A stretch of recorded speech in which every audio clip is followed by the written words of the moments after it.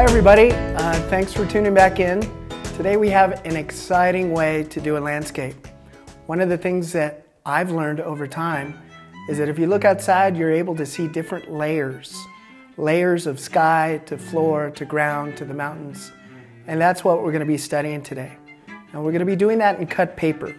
So our material list that we're going through, and we'll talk about that in a little bit, but we're doing something called a cut paper exercise in a layer format. It's real easy to do. Basically, the materials you're going to need are some references, right? So I got some here. We're going to provide some other ones that you could see. They're just desert landscapes of color and background. Another one that I've liked that's always of El Paso, something kind of neat. You're going to need some construction paper, some tape, some scissors, and then you're going to select.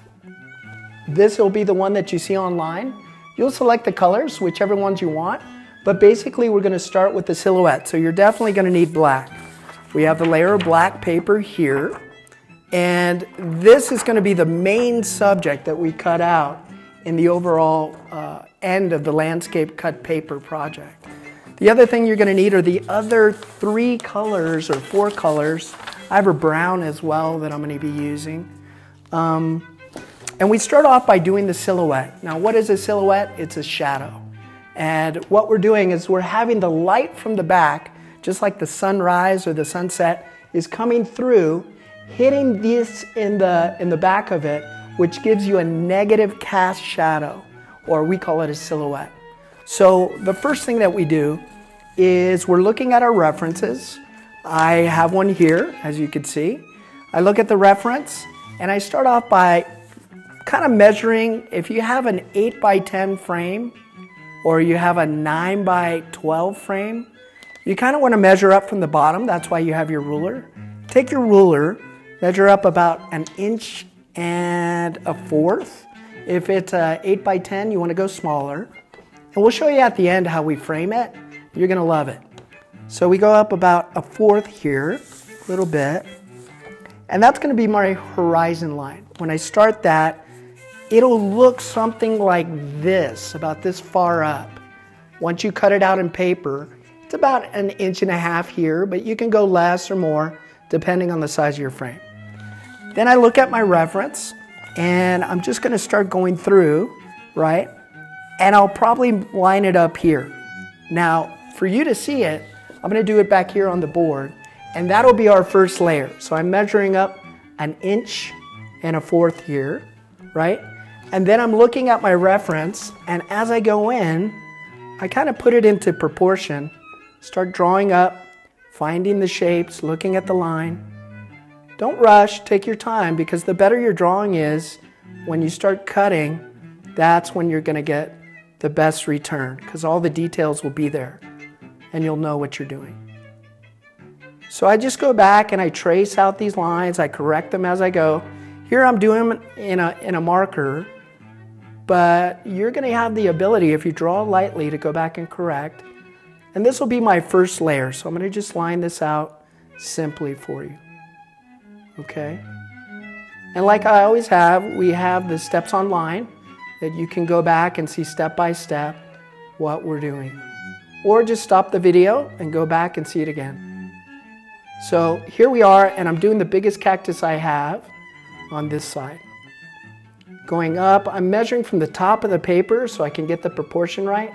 If it's almost there, whatever image I'm doing, I kind of adjust it to the proportion of the size and just see where it is. Now, one of the things you can think about is as you're drawing, it's just the first sketch. When you cut it, you can snip it again, you can redraw it before you cut it, and that's going to be your first layer. So I'm going to put that as number 1 right out here, right? So I'm going to color that in a little bit so you can see that that's your first layer, and that's the color reference for you so you can see it. Yeah, so all of this down here, all these little pieces, we're going to cut out, right? And we just trim around the outside. It should look something like this by the time you get it cut out. And if you can notice, I'll just put it up here real quick. You can see how it fits in, and that would be the negative that we see there, right? Or the silhouette. Now the next layer that you have is the second mountain range. Looks something like this. That's this piece. I'm going to do that in the brown so you can see it. This goes behind the silhouette. So as we put it together, it's going to be here. And I cut it and I reference it, how high I want it, where I want it to peek up behind the main image, which in this case is our cactus or our silhouette. And I'll color that in, and that's going to be our second layer right there. All right? So that's number 2. And we're going back. As we go back, we're layering like a cake. It's just one layer after the other, all the way back. Now, our third layer, as we go through, is the blue. And again, it's very simple. Same thing. I'm cutting a simple line and shape, just like you see at the top of the mountains. And I'll do that one in blue so you can see it clearly. This one, of course, is starting a little higher than the last one. I want each layer to poke out a little bit so I can see the color, and it gives me a unique shape. And it kind of allows me to have depth, which is I'm looking into the landscape to see towards the clouds in the background. And the silhouette is in the foreground, which creates like this layer or wall that I have to see behind. There it is. There's the second layer, or third layer. So let me put that one up. Third layer's right here. Let's go to the fourth layer. The fourth layer, you do nothing, which is the best. It's just a plain piece of paper. And the reason why we're doing that is when we get to a point, we're going to start stacking these together, each one after another. So it would go the silhouette first, goes brown second, it goes the blue next, right? And that gives me all of the first 3 layers plus the main background, all right? Or what we call the frame of it, where we're putting everything here that I can tape down or press down. And it should look something like this. See that? It's pretty cool. Now you want to have them all lined up together and all even so that when we frame it towards the end, it'll all make sense with the math and the proportion and the scale. Now this one, as we get to, the fourth layer was white, so I'll do it with black. And I'll say W, and that's the fourth layer, which is white, okay? Now the last layer we have up here is a pink, but this time I'm not measuring in the layers from the bottom. I'm going to the top. I'm picking out what I want to peek through from the white, and then I'm just going to draw that in. So I'm going to use a pink so you can see it. Start up here, kind of go all the way through it, and then I color that in. So that'll be another layer that's consistent of creating spaces and unique lines. Now, as you look at it, if you want to make changes to the drawing or thicken it up, that would be in the silhouette, because that's going to have the main detail. Most of it is happening here. The rest of it is just building that layer cake that we're talking about with cut paper. And the scissors, just a simple cut. Once you have it, you're going to go back and just trim everything out the way you like it. Then we stack it back. So the first one is, like I said, the silhouette, right? Number 1. Second one is the brown layer, or whatever color you choose. The third color would be the blue, but again, you could choose any color you like. These are the ones that I chose. And then the last one would be the pink. Here it is, and I set that in with a piece of three pieces of tape, or whatever you need to get it in place so it'll stick. Because once we get it to the frame, it's all going to make sense, because it compresses, all these layers come together and they make one image. So as you're ready, we're going to show you how it's framed at the end, and I hope you enjoy it. It's sure fun.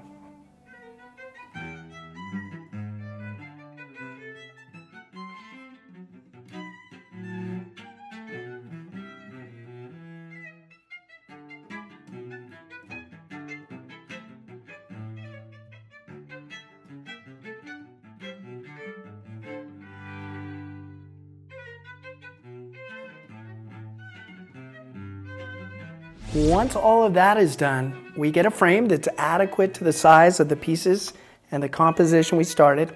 Here's the one I have. It's a 9x12, and it's got a little bit of an outside frame or mat that we use inside of it.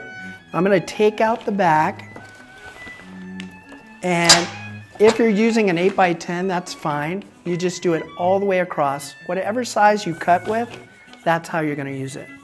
The first thing that I'm going to do is I'm going to take all the pieces that we've cut, and I'm going to arrange them so they're stacked even at the bottom, totally even at the bottom, because that's the first layer piece. So once I get that down, I lay that in and I proportion it to where I think I need to put it, and I make sure it's all lined up. I'm going to take a couple of pieces of tape just so they're all stuck down in position. It might move a little bit. You just got to be patient. Go back with it. Make sure it's framed properly, because this is the end result, and you want to be proud of it at the very end. So there's that. Then I have the other component. This is the second layer, which is just the pink that we stuck, and the main background, which is our white piece. That goes over everything at this point, all the way up, and I'm lining the pink at the very top and trying to get the corners as much as I can to the bottom. And again, just a couple pieces of tape to hold it in place. Now, if you're not doing that, you're just setting it in the frame, you can just set it in the frame and the glass will press it for you, and magic, it's done. So here's the other piece. This goes in. I put in the back. And there I have my landscape, all ready to go. Pretty. All right, thanks so much. I hope you have fun.